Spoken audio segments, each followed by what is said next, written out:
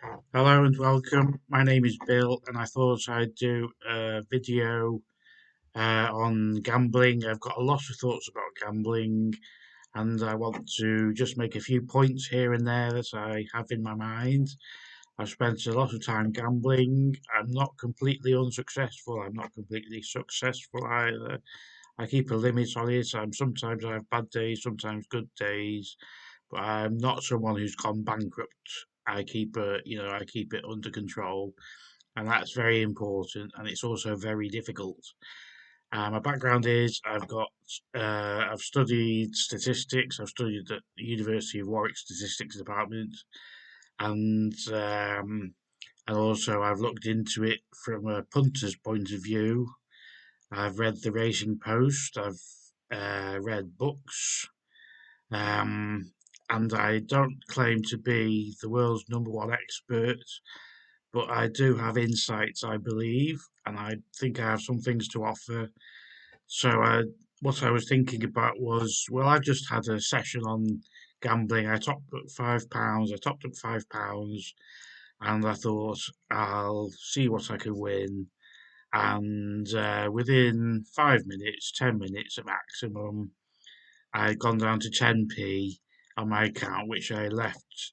I managed to find the willpower to leave 10p in my account, just so as I have a small bet in the future.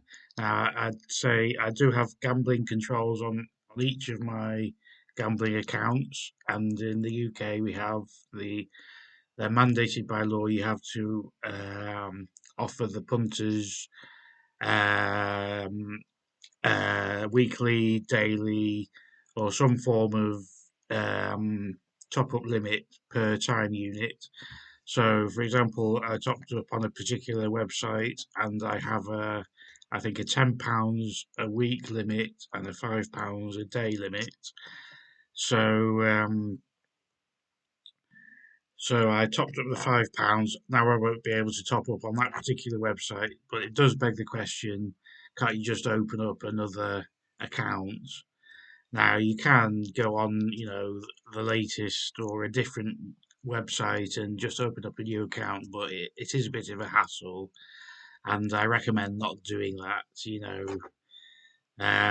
But if you do that, the first thing you should do is set up your deposit limits, um, because when it kicks in, it's actually kind of a relief, and you think you feel slightly disappointed that, oh, I can't gamble anymore, but then you feel relief, like, oh, thank goodness for that.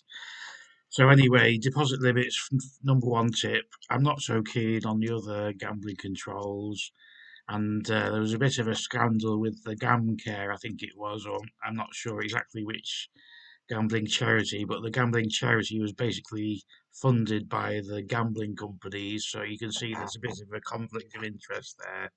I won't go into that scandal, but if you're getting your gambling advice from gambling companies or a charity funded by gambling companies, then be careful who you listen to for advice on gambling. My advice is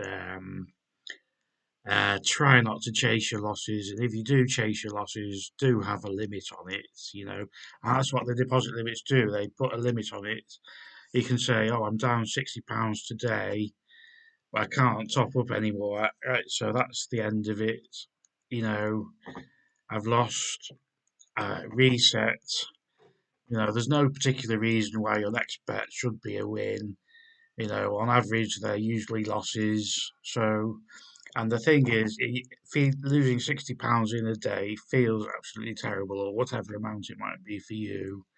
It feels terrible, but sometimes you have a big win. So you might lose £60 today, lose £60 tomorrow, and then win £100 the day after. So it really isn't as bad necessarily as you think. So one of the things I'd point out with that is that there's different ways of gambling. Now, the worst way you can gamble is this is quite simple. It's for a long time. So if you sit down at a machine and you're there for 2 hours, you're you're going to lose more money on average every day than someone who goes in, plays for 2 minutes and stops. And the reason for that is because you're gambling what you've won, and you're gambling it over and over. So you're not losing, say a machine pays out 90%, you lose 10% of your first £10 you put in and gamble and play through. But if you gamble £10 and win it back and then play it again, you're losing 10% on top of that 10%. And it's just simple maths. A tip for maths: if you ever see of, it means times. So that's me being a maths teacher. I've written it down. Of means times. So 15% of 50 means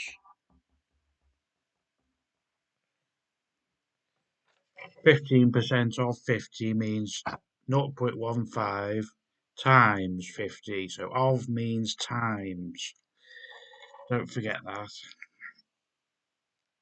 So I'll keep it short and sweet. That's my basic ideas.